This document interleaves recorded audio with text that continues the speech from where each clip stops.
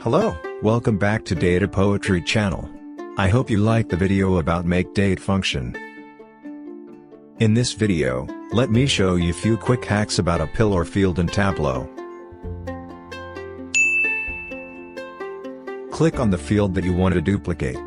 Press and hold the Control key on your keyboard, and then drag the pill to duplicate.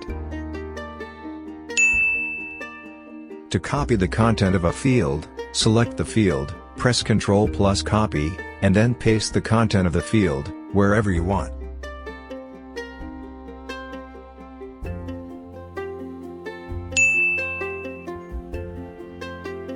In case, if you want to swap positions between the pills that are already being used in the view, press and hold the Control key, then select the first pill. After that, select the second pill. Click on the menu of second pill and swap.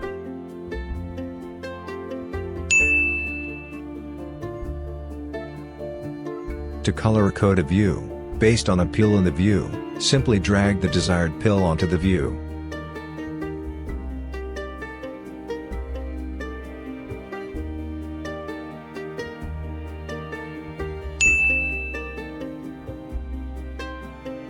Double-click on a desired mark to filter the view.